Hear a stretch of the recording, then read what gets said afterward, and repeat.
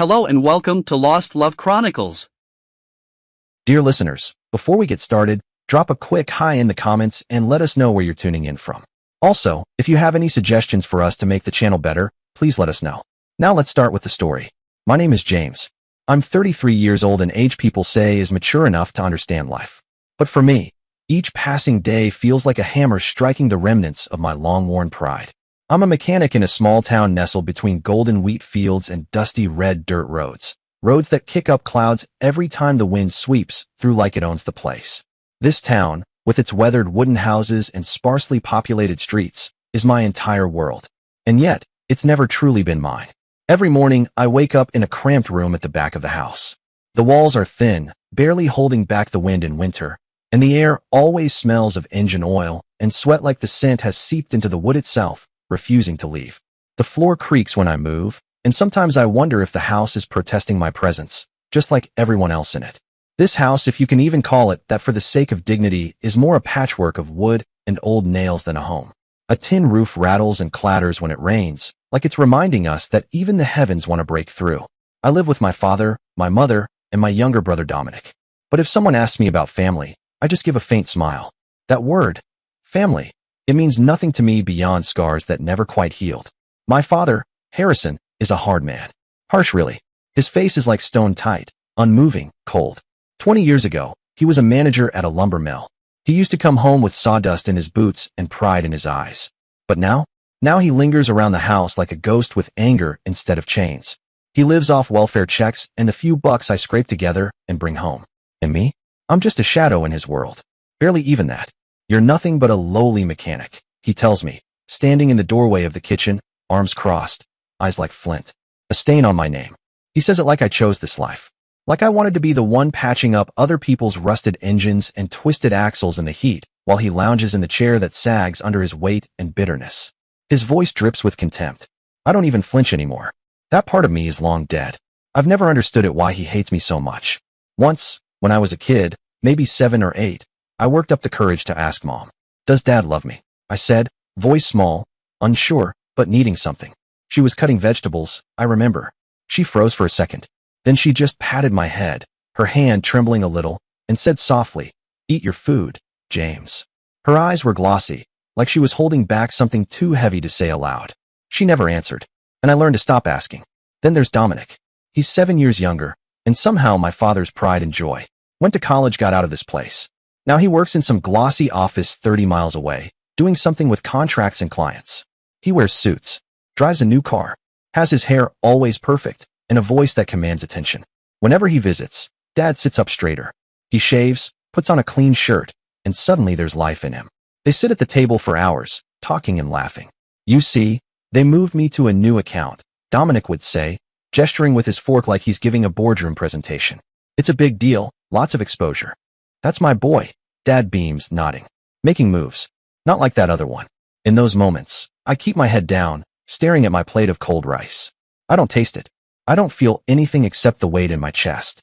Sometimes I slip out to the backyard, where the wind can drown out the sound of their laughter. Dominic never saw me as his brother. To him, I'm just a mechanic. A label he picked up from Dad. Every time he says it, the mechanic, like it's a curse or something dirty, I feel my heart constrict. My mother, Evelyn, is the only source of warmth in this house. She moves quietly, like a whisper through the rooms, her voice always soft, never raised. There's a gentleness in her touch, the kind that soothes without words, but it's wrapped in something else too, a sorrow that hides behind her eyes, like an old wound she's long since accepted will never heal. Sometimes, she watches me when I'm out front working on a car, wiping sweat from my brow, or cursing under my breath when a bolt won't budge. She'll stand just by the screen door, arms crossed, her apron dusted with flour, and her eyes will settle on me not with judgment, but with a kind of helpless love. Like she wants to fix something but doesn't know how. Once, during dinner, I dropped a wrench. I'd forgotten it was in my pocket, and it clanged loudly on the floor when I shifted in my chair. Dad snapped his head toward me, face darkening. "Can't even eat without being a damn nuisance," he growled. I sat frozen, heat rising in my face. No one said anything. Dominic just smirked. But under the table, I felt her hand slide over mine. Warm, light. She gave my fingers a small squeeze, just enough to say, "I'm here." She didn't say a word. She never does in front of him. I don't blame her. I know she's suffering too, trapped in this same invisible cage of family expectations and quiet pain. Just like me. My job at the garage, it's not the kind of thing you write about in letters or bring up proudly at reunions. I fix cars, weld busted frames, patch tires. My hands are always black with grease, no matter how much I scrub them. Dirt's gotten into my nails, my skin, maybe even my bones. It's like the job's marked me, made me part of the scrap and rust I work with every day. The shop is a rundown shed at the far end of Main Street, with a tin roof that's rusted through in places. When it rains, the drops hammer down like coins on metal. A few old tools, half of them borrowed, some broken, line the walls. Sam, the boss, is a decent guy. Doesn't talk much. Sometimes brings me coffee when he knows I've been up late working. But he doesn't pay me enough to dream. And dreaming, well, it feels like a luxury I can't afford anyway. Every day I hunch over old trucks while the radio plays the same tired songs, voices fading in and out through the static. I've heard them 100 times. Maybe more. I try not to think about Dad's sneer or Dominic's smug voice echoing in my head. But on the quieter days, when it's just me and the sound of clanging metal, I catch myself thinking, what am I living for? Just to be called a lowly mechanic? This town is small. So small it feels like the world ends a few blocks from the church steps. Everybody knows everyone's business. And they all know me. Not as James. Not as a person. Just as Harrison's son, the mechanic. They don't say it loud, but I hear it all the same. Sometimes it's pity. Sometimes it's worse indifference. Once, I was standing outside the grocery store when Martha, a neighbor who always spoke like she was announcing something on a loudspeaker, looked right at me in front of half a dozen others and said, "James, why don't you study like Dominic? You gonna be a mechanic forever?" I forced a smile, shrugged, muttered, "Guess so," and walked away. But inside, I was burning. My ears rang with anger. I wanted to scream to tell them that I had dreams too. That I wanted more. That I wanted to be seen. But what was the point? No one would have cared. And so life dragged on. Day after day. In an endless loop that felt more like a slow crawl to nowhere. I'd work. Come home. Take Dad's scolding. Hear Dominic's smug remarks. Then retreat to my small room at the back of the house, the only place where I could pretend the outside world didn't exist. Still, even in that silence, something gnawed at me. A hollow feeling. A question that never left. Where do I really belong? I didn't know the answer. But sometimes, when Mom would pass by and squeeze my hand or brush my shoulder, I felt like she was trying to tell me something, like there was a secret she couldn't say out loud. I saw it in her eyes. A quiet urgency. Like she was waiting for something to break. And then, one day, everything began to change. As if fate decided it was done watching me suffocate slowly. That morning, the sky hung low. Heavy. Wrapped in thick gray clouds that looked ready to crush the little town. I was at the garage, hunched over an old engine, my hands smeared with grease. The radio in the corner crackled, a familiar country song drifting out of the static. Normally, I let the music carry me through the hours, but today it only made me restless. My chest felt tight. My skin itched beneath the grime. Something was wrong, though I couldn't put a name to it. My hand slowed. The wrench in my grip suddenly felt heavier, as if it had soaked up the weight of some unseen burden. I stared at the bolts, but my mind was drifting somewhere else. Then the phone rang. It was the old landline we kept in the office, its ring shrill and jarring against the low hum of the shop. I wiped my hands on my grimy tank top, heart thudding in my chest.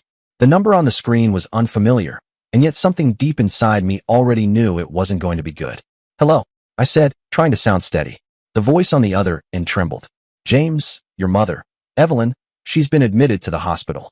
My breath caught. I gripped the phone tighter, fingers slick with sweat and oil. The voice continued, struggling. "Her condition, it's not good.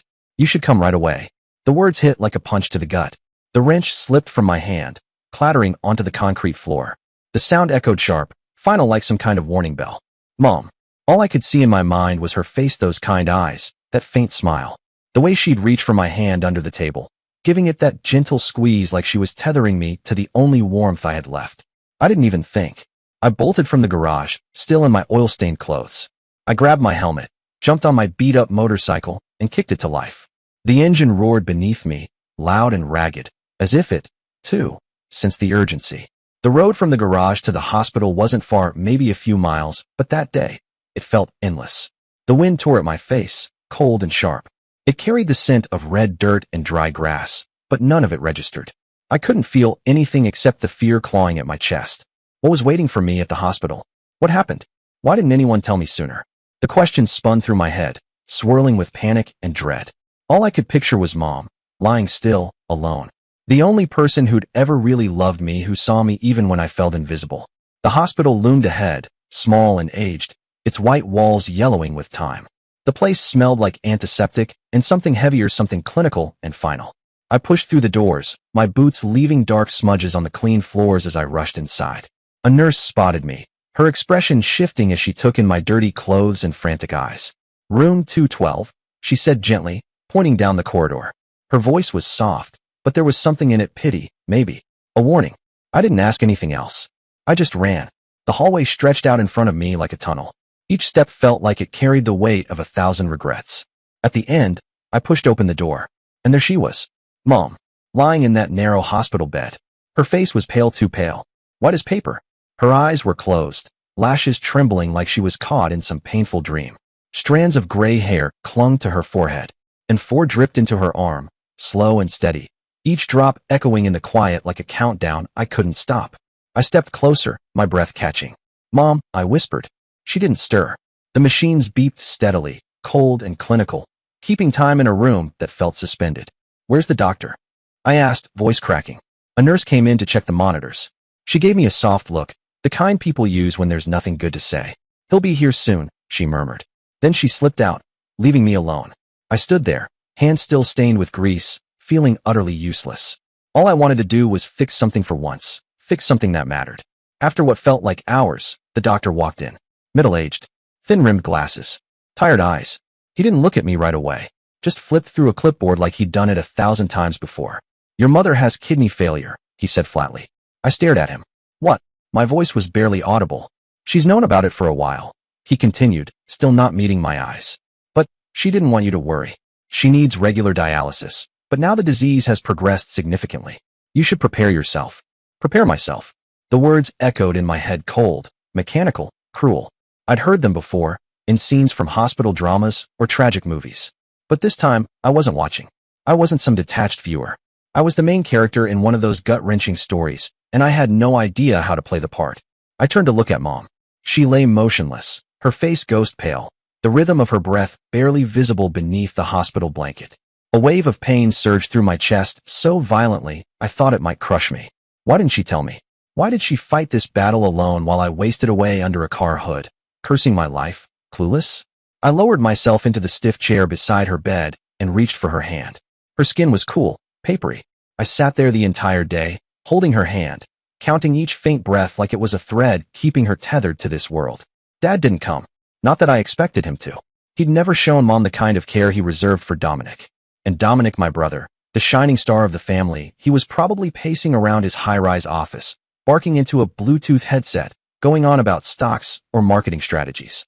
I could almost see his polished shoes, his tailored suit, his watch that probably cost more than what I made in a year. He had no idea that Mom, the woman who gave him life, was lying here, teetering on the edge of death. It was just me in that stifling room. Me, the grease-stained nobody. Me and the woman who had always held my broken world together with quiet glances and secret hand squeezes. The sun began to set. A faint orange glow crept in through the narrow hospital window, casting soft light across her face. And then, she stirred. Her eyelids fluttered weakly, and for a moment I held my breath. "Mom," I whispered.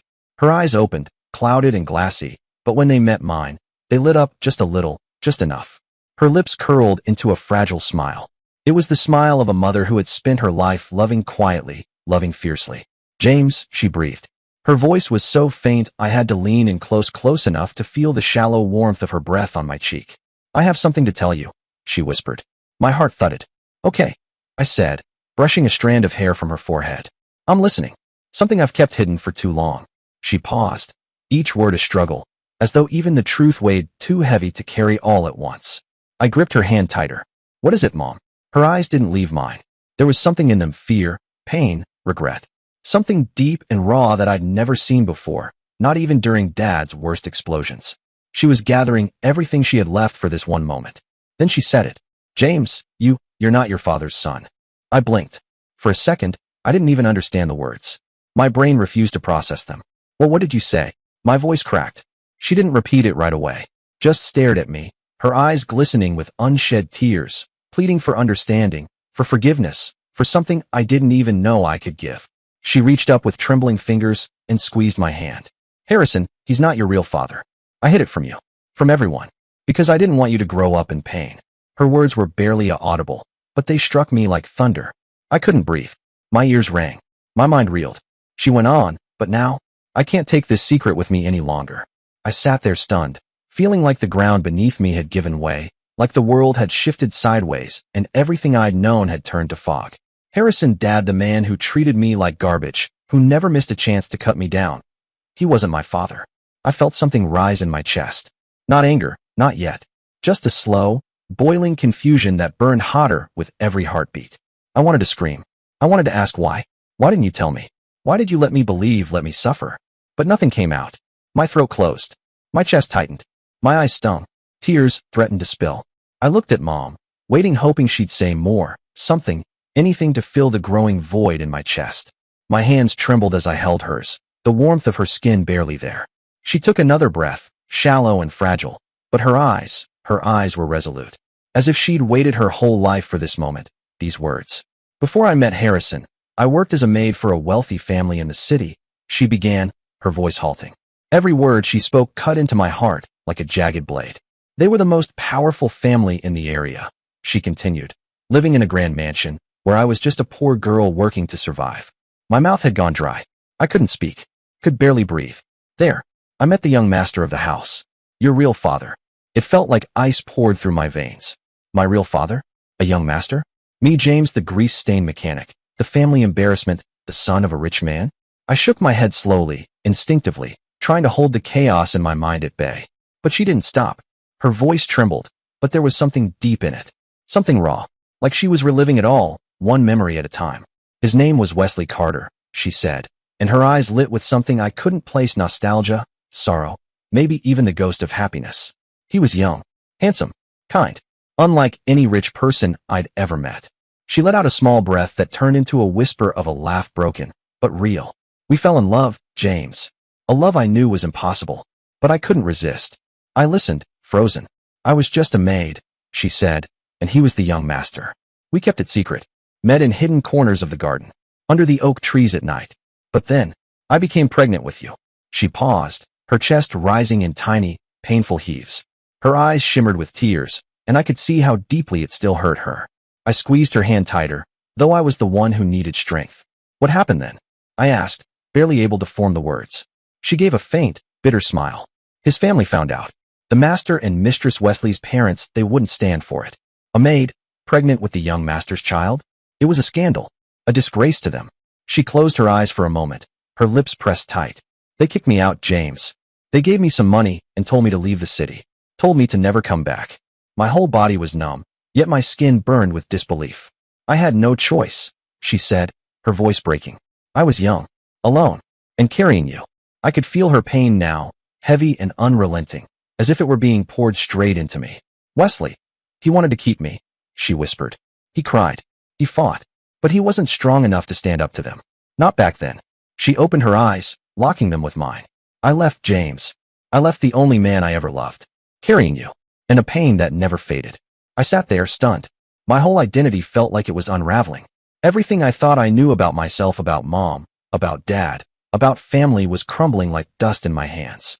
I came to this town, she continued, her voice now just threads of sound. And I met Harrison. He agreed to marry me, even knowing I was pregnant. My fists clenched against the mattress. And he hated me for it, I said bitterly. She nodded, slowly. I thought he'd love you, she said, almost inaudibly. But I was wrong. So wrong. Her eyes filled with tears again. Harrison never accepted you as his own. I'm sorry, James. I'm so sorry for letting you grow up under his contempt, under the scorn of this whole town. I couldn't hold it in anymore. Tears streamed down my face, unstoppable. I didn't blame her. I couldn't. But the pain was overwhelming, years spent belittled by Harrison, mocked by Dominic, pitted by the town. All of it built on a lie. No, not a lie, a secret. A secret Mom had carried like a weight chained to her soul. A secret that had imprisoned us both. She gasped for breath then, each inhale raspy, like every word she'd shared had stolen what little strength she had left. Her hand trembled as she lifted it, pointing slowly toward the small wooden table beside her bed. An old cloth bag sat there, the kind she always carried when we went to the grocery store, faded from time and use.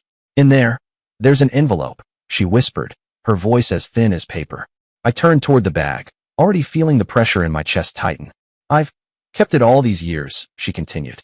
It has papers, proving you're Wesley Carter's son, and his address.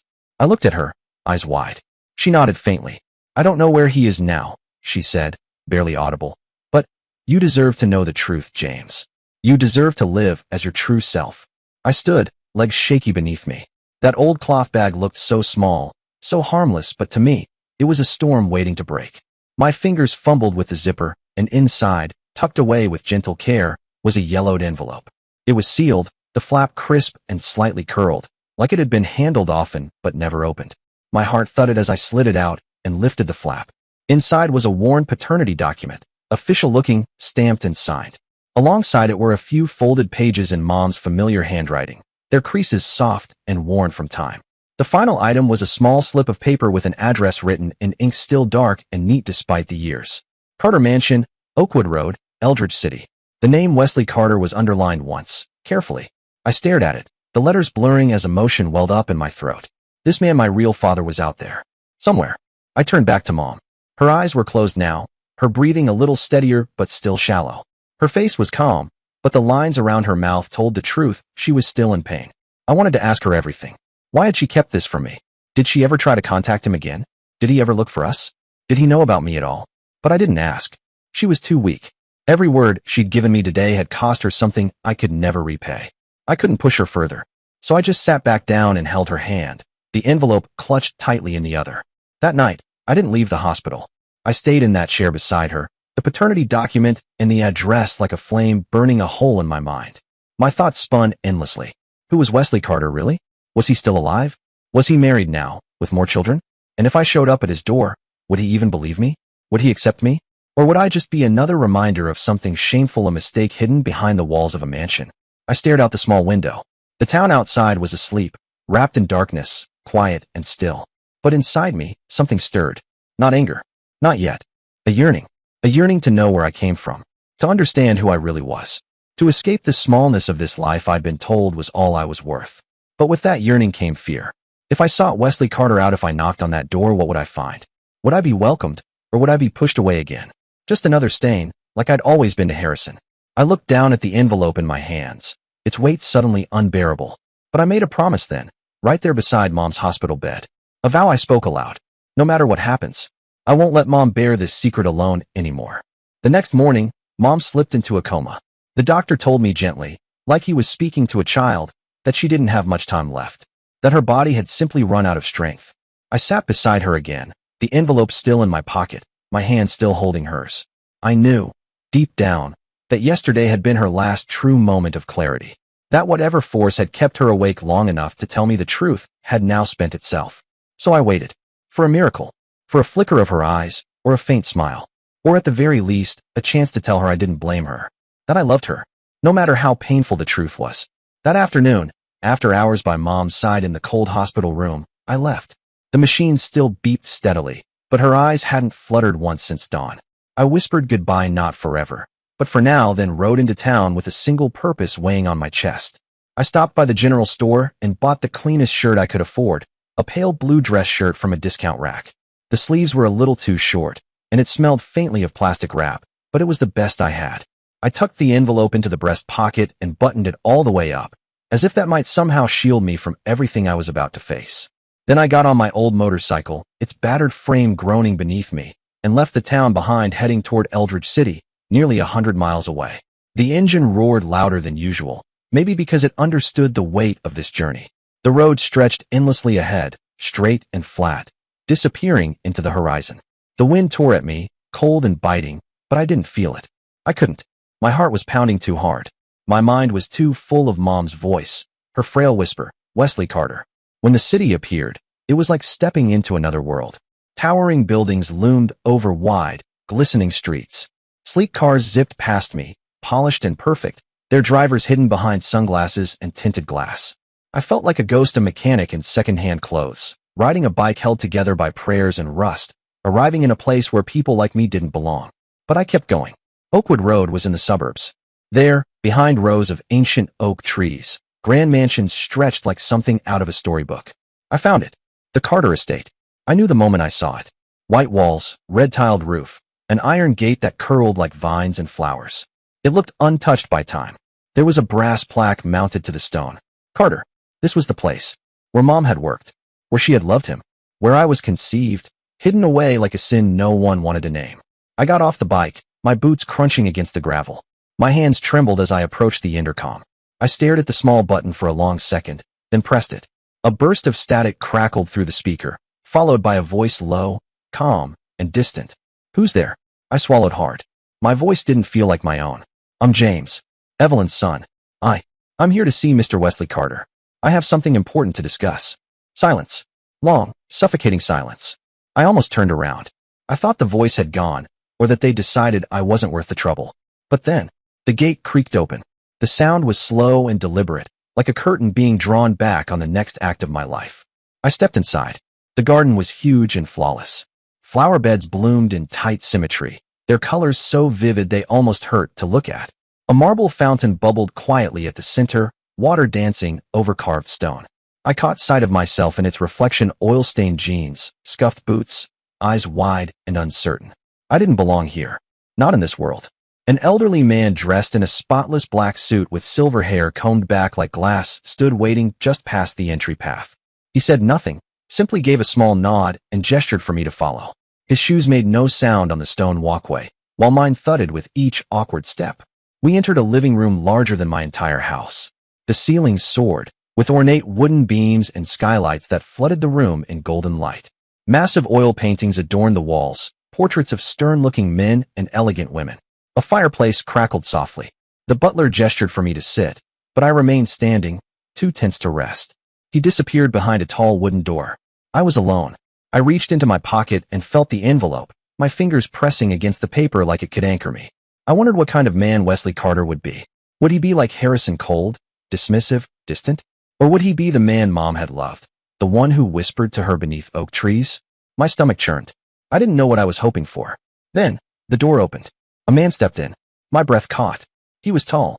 His salt and pepper hair was neatly combed, not a strand out of place. He wore a gray tailored suit that looked effortless, like he'd been born in it. But it was his eyes that stopped me, green, sharp, and searching. And familiar. He looked at me like he wasn't sure what he was seeing. Like a ghost had walked through the front door. His brow furrowed slightly. "You're James?" he asked, his voice deep and cautious. "You're James." I nodded, my throat dry, my heart hammering inside my chest. I'm Evelyn's son. Evelyn, who used to work here. His expression shifted. The calm curiosity in his eyes turned to something sharper, shock, maybe even fear. "Evelyn," he repeated, as if the name itself carried weight too heavy to bear. "You mean Evelyn who worked here 30 years ago?" I swallowed, struggling to find words that wouldn't collapse on my tongue. "She told me to give this to you." My hands trembled as I reached into my pocket and held out the envelope. She said, "I'm your son." The words came out like a shot in the quiet room, sudden, irreversible. I watched them hit him. Wesley Carter stared at me, his face pale. For a moment, I thought he might collapse. He took the envelope with hands that were no longer steady. As he opened it and unfolded the paternity document, I saw his eyes dart over the paper, then settle on Mom's handwriting. "Evelyn," he murmured, almost inaudibly. His voice broke, shattering in the stillness like glass. When he looked up at me, there were tears gathering in the corners of his eyes so much like mine. For the first time, the mighty Wesley Carter, a man who commanded a mansion and bore the weight of legacy, looked undone. "I looked for her," he said, his voice unsteady, cracking with every word. "After she was sent away. I tried. I really tried. But my family, my parents, they stopped me. I was just a kid. They hid everything from me. I didn't know she was pregnant. I didn't know about you. I wanted to lash out. I wanted to scream at him. Where were you? Why did you let her suffer alone? Why did I grow up with hate instead of love?" But I couldn't, because looking into his eyes, I saw something I hadn't expected: genuine pain. Not guilt alone, but grief, long buried and now clawing its way out. His hurt was different from mine, but it was real. "She's in the hospital," I said quietly, my voice trembling, fragile. "She has kidney failure, and she doesn't have much time." Wesley didn't pause. "Take me to her," he said. His voice was firm, resolute. "Now." We left immediately. He drove us in a sleek black sedan that glided over the road like it was built from silence. As we sped out of Eldridge City, he asked me about Mom. About my life. He didn't speak like a man making polite conversation. He asked like he needed to know. I told him. Slowly, piece by piece. I told him about the garage, about Harrison's scorn, Dominic's smugness, the town's sneers. I told him how Mom used to hold my hand after I came home bruised not from fights, but from the invisible wounds of being unwanted. I told him about the nights she worked late, too tired to eat, and the days she smiled anyway. Wesley listened in silence. I saw his jaw clench, his eyes glisten, but he didn't speak. When we reached the hospital, the sun had long since set. The night was quiet, solemn. Mom's room was just as I had left it, dim, cold, the monitor's beep slowing like a dying metronome. She lay still, her face pale, lips slightly parted as if whispering to someone only she could see. I took her hand gently, leaned in close. Mom, I found him. Wesley stepped forward beside me. He didn't say anything at first, just stood there looking at her, at the woman he'd lost and never stopped searching for. Then slowly, he knelt down beside her bed. His hand reached for hers, trembling. His voice choked with the weight of years. Evelyn, it's me. Wesley, I'm so sorry. Sorry for everything. Her eyelids fluttered. I held my breath. And then her eyes opened. Fogged by illness, yes, but still bright, still aware. She looked at me first, and then at him. And slowly, her lips curled into a faint smile. James. Wesley. She whispered, her voice thin and strained. Tears rolled down her cheeks. I leaned forward, holding her hand to my chest. Wesley took her other hand, his head bowed, shoulders shaking. In that moment, the three of us formed something real. Not the broken, bitter shape of the family I had grown up with, but something softer, deeper. A family born of truth, of wounds and healing. I cried. Wesley cried. And Mom smiled. Her eyes shone with a joy I had never seen before.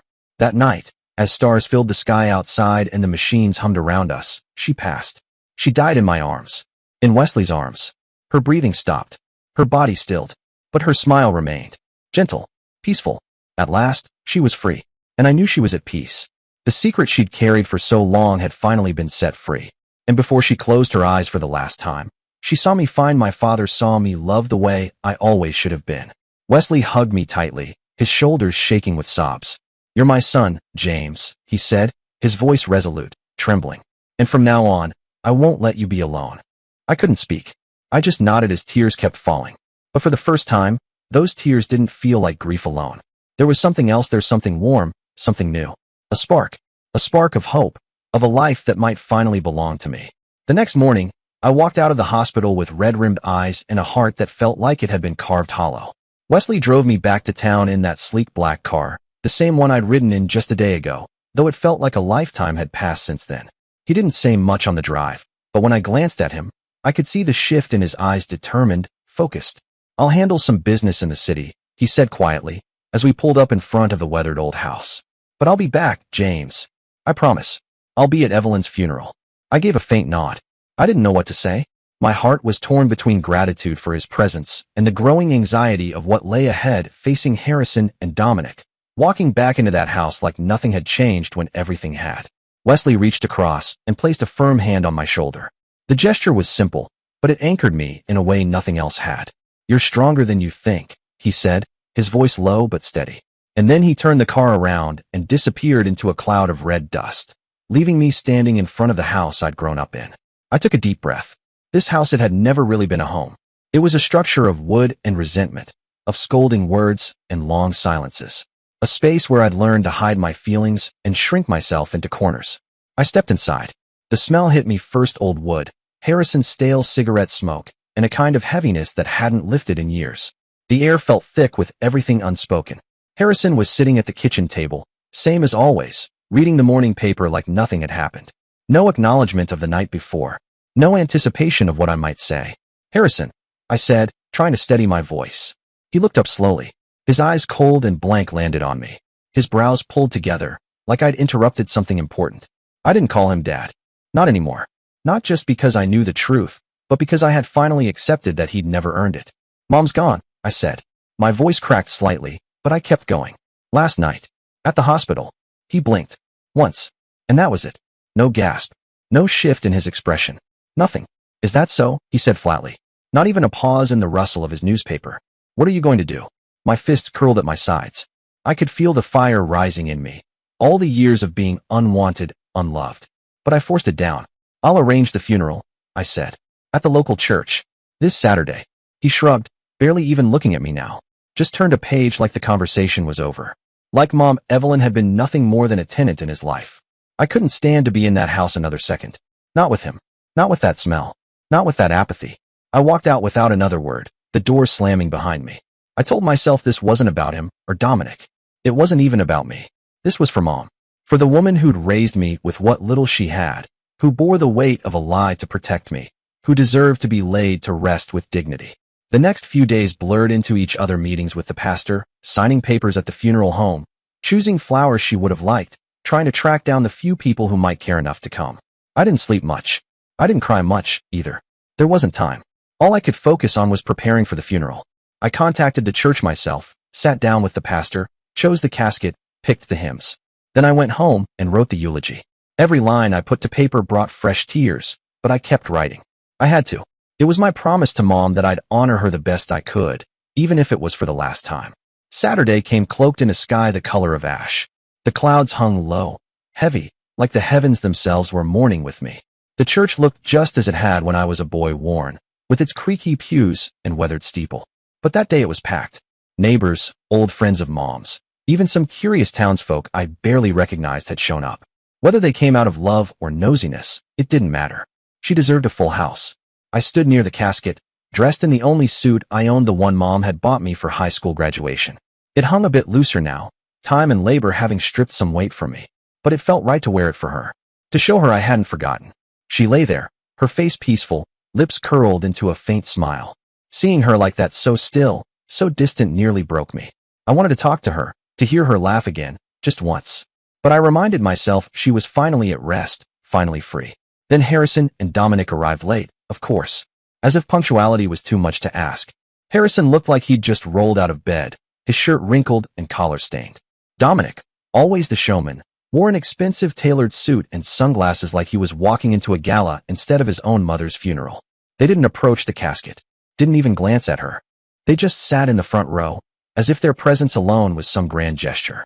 I could feel my fists clench at my sides, my jaw tighten, but I kept my focus on the folded paper in my pocket.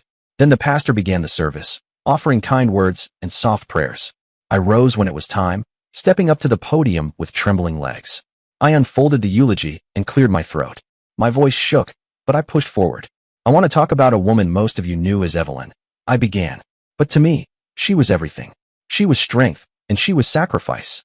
She was a smile when I was at my lowest, and a hand in the dark when no one else reached out. My voice caught as I remembered all those moments, her quiet strength, the way she hid her pain, the warmth she never withheld from me. She carried a secret, one she bore alone for decades. Not out of shame, but out of love. She protected me even when it broke her to do so. And then, just as I was about to continue, a voice sliced through the silence like a blade. Enough, James. I froze. The whole room turned.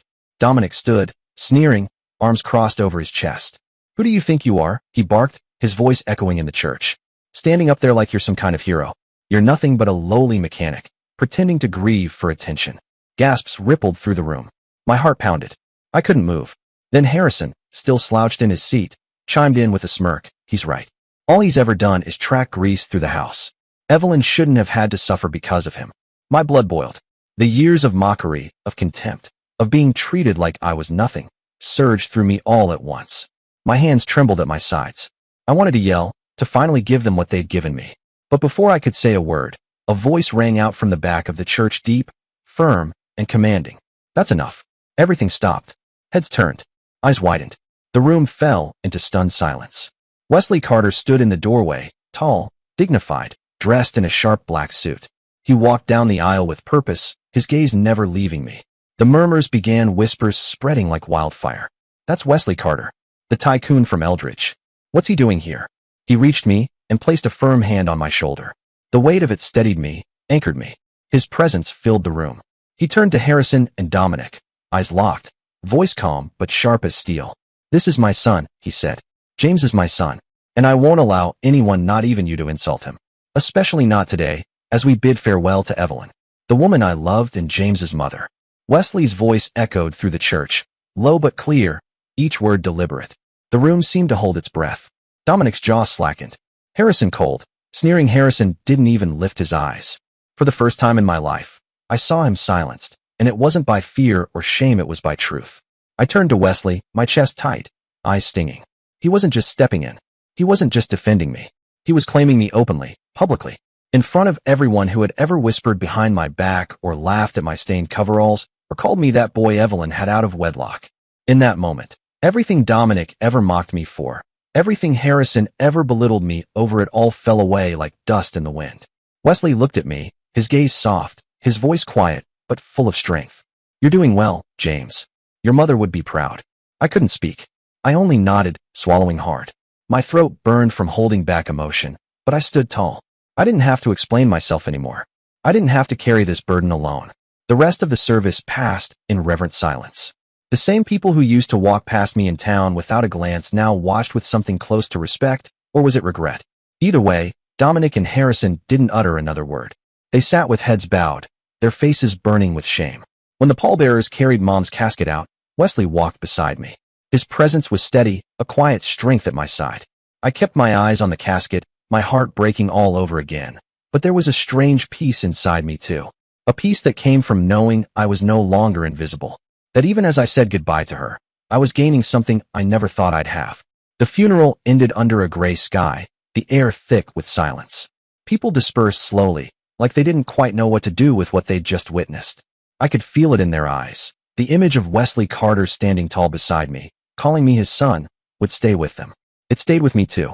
As I stood by Mom's grave, staring at the earth that would soon cover the woman who had carried and shielded me, I felt something loosen inside me. Not relief that she was gone, never that, but relief that her burden had ended, that her truth had been heard, that she'd been honored as she deserved. I was no longer just the quiet mechanic in the garage. I was James, Wesley Carter's son. But more than that, I was my mother's son, Evelyn's son, and I would carry that title with pride. When the crowd thinned, Wesley took my hand, strong and steady. "You don't need to stay here anymore, James," he said. "Come to Eldridge with me. That's where you belong." I looked at him, then back at the church behind us. That old church where I had sat through years of funerals and sermons, where people had side-eyed me and treated Mom like she was a stain on their perfect town. For 33 years I had tried to find meaning here, to make it home. But the only part of this place I ever loved now lay beneath the earth. I nodded. I didn't need to think. I didn't need to hesitate. "Okay," I said quietly. We returned to the house one last time. I went to my small room, the one tucked in the back, always cold in the winter and sweltering in the summer, and packed a few things. Just clothes, a worn photo of Mom from her youth, and the yellowed envelope she had given me, the one that had changed everything. Harrison sat at the kitchen table, cigarette between his fingers, the ashtray full. He didn't look up, didn't say a word. I didn't expect him to. Dominic had already left, slinking away after the funeral like a coward running from the truth. I didn't say goodbye. There was nothing left to say. I closed the door behind me without looking back. Wesley was waiting in the car. I climbed in, and we pulled away from the house, from the neighborhood, from the town that had shaped and scarred me. In the rearview mirror, I watched it grow smaller and smaller, until it was nothing but a cluster of fading rooftops beneath a gray sky. Eldridge was nothing like home. It was big and quiet and full of light. Wesley's mansion sat on a hill, its stone walls surrounded by manicured lawns and wide porches. I'd only ever seen places like this in movies. We walked inside, and I took it all in: the high ceilings, the polished floors, the sunlight spilling in through wide windows. I could feel my heart racing, my palms clammy. But Wesley turned to me, his tone unwavering. "This is your home too now, James," he said. "And you don't have to feel out of place." Wesley and I spent long evenings by the fireplace, the crackle of flames filling the silences between stories. He opened up to me in ways I never imagined a man like him would. He told me about his youth, the rise of his company, and most of all, about Mom, how he searched for her, how every lead had slipped through his fingers, and how it broke him to learn too late that she had a son, his son. "I lost Evelyn," he said one evening, his voice low and filled with regret. "But I won't lose you, James. You're my family." That simple sentence hit me harder than anything. Not because it was grand or poetic, but because it was true. He meant it. Life in Eldridge was like stepping into a different world. No creaky floorboards, no cigarette smoke lingering in the air, no condescending glances, just space to breathe and grow. Wesley brought me into his company not as a favor, but as a father guiding his son. Carter Enterprises wasn't just a business, it was his legacy. A major construction conglomerate with its name stamped across skyscrapers and bridges throughout the region. He didn't push me to become a mirror of him. He taught me, slowly, patiently, how to read blueprints, how to manage schedules, how to see beyond bolts and engines and into structures and leadership. And somehow, In those months, I stopped just surviving. I started living. For the first time, I saw myself as someone with worth. But the past has a way of clawing back. It was about 6 months after Mom's funeral. I was in the living room, seated at a long oak table spread with blueprints, red pens marking up project lines that Wesley had assigned me. I was deep in concentration when the butler approached quietly. "Mr. James, there are visitors at the front gate." I stood, puzzled. "Who?" He hesitated. "They said their names are Harrison and Dominic." My chest tightened. I stepped outside, the breeze brisk as the iron gate slowly opened. And there they stood. Harrison stooped. Older somehow had an expression I'd never seen before. Not smug, not stern. Submissive. Dominic stood beside him, hands shoved deep in his coat pockets, jaw tight, eyes darting anywhere but at me. "James," Harrison began, his voice softer than I'd ever heard it. "We heard you were doing well. We just wanted to check on you." "Check on me?" The words were almost laughable. For a second, I didn't say anything. I just watched them, watched the discomfort squirm beneath their skin. Dominic finally looked at me, forcing a smile that didn't reach his eyes. "You're living with Mr. Carter, right? Must be quite the place." He chuckled nervously. "We're family, James. After all, we raised you, didn't we? If you've got something good going, it's only fair to share with family, right?" That did it. The fury bubbled up in me, but I kept my voice even, my gaze locked on them like steel. "Family," I repeated. "You never treated me like family." I stepped closer, not with anger, but with truth. "Harrison, you called me the lowly mechanic for 33 years. You never once stood by me. Not when I was bullied. Not when Mom cried herself to sleep. Not once." I turned to Dominic, his fake smile gone. "And you mocked me in front of the whole town. Even at Mom's funeral, when I was trying to honor her, you tried to humiliate me. You don't get to show up here now pretending we're some happy family." They started stammering, voices overlapping, words tumbling over each other in a clumsy mess. "No, James, you've got it wrong," Dominic started. "We're just here because Harrison tried." I raised my hand, cutting them off. "I know why you're here," I said. "The town's been buzzing about Wesley Carter's son. You heard about his money, about my life changing. That's what this is about." Harrison paled. Dominic looked like he wanted to say something else, but I wasn't finished. "Mom left a will," I said, my voice low and calm. "Half the house you're living in was supposed to be mine. She wrote it clearly. But I didn't claim it because I want nothing from you. Not your house. Not your approval. Nothing." Their mouths parted, but I didn't give them the chance. "I've been too lenient with what you did to me. And what you did to Mom. From now on." I paused, taking a breath. "We have no connection." Dominic opened his mouth again, face flushed with frustration, but before he could speak, Harrison reached out and tugged his arm, shaking his head. They turned and walked away, Harrison and Dominic's shoulders hunched, heads low. Not a word of protest, not a backward glance. Just two broken men disappearing down the long driveway of the estate. As the wrought iron gates of the mansion slowly closed behind them with a quiet finality, something shifted in me. A weight lifted from my shoulders. For so many years, I'd carried the need to prove myself to be seen, heard, respected. I wanted their approval, their recognition. But I didn't need it anymore. Not because of Wesley's money, not because I lived in a mansion or wore tailored clothes, but because I finally knew who I was. My worth came from Mom's quiet, unwavering love. From the strength I'd found in myself when the world had tried to bury me. My new life in Eldridge was more than just comfort and marble floors. It was healing. It was peace. Wesley wasn't just my biological father. He became so much more my mentor, my friend, my anchor. He took time with me, every single day. We'd have coffee on the veranda in the morning light or sit by the fire in the evenings.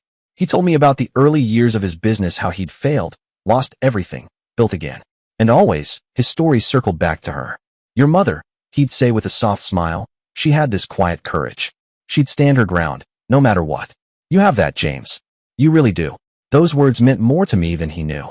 Some nights, we'd sit for hours as he reminisced about how they met, how she used to hum while working in the Carter kitchen, how she once told him she dreamed of a life where her child would be safe, free, and loved. "She carried so much alone," Wesley said once, his eyes glistening. "But she never let the world see her pain." And now, I realized, it was my turn to carry something forward for both of them. Work at Carter Enterprises took off fast. I was brought into project planning, client meetings, even site inspections for skyscrapers I once only saw in photos. I shook hands with CEOs, architects, and city officials. It was daunting, exhilarating, but never overwhelming, because Wesley was always close. Not hovering, but present. Proud. Yet it was the small things that brought me the most joy. A quiet moment in the garden. Wesley sliding me one of Mom's old recipes, written in her delicate cursive. A framed photo of her he placed on my office desk. It reminded me, I wasn't just here to make a living. I was here to live, in the truest sense. I wasn't just existing anymore, I was fulfilling something deeper. A dream planted in the heart of a woman who once held my hand in secret. A legacy shaped by a man who found me and never let go. Looking back now, I can see my path clearly. I understand what I never did before. Life isn't about how others see you. It's about how you see yourself. I used to be James, the despised mechanic, the invisible boy who fixed cars and swallowed pain. But now I am James Carter, a man who knows where he came from and who he is. A man who stood at the edge of abandonment and chose not to fall, but to rise. Mom gave me the truth. Wesley gave me a chance. But I chose to stand up. I chose to step out of the shadows. And if there's anything I could say to someone who feels the way I once did, worthless, lost, crushed under someone else's judgment, it would be this. Don't let them define you. Your truth isn't in their words. It's in your heart, in the people who love you, and in the quiet strength you carry, even when you think you don't. I found that truth, and I hope you will too. Dear listeners, please share your thoughts in the comments section below, and don't forget to like, share, and subscribe.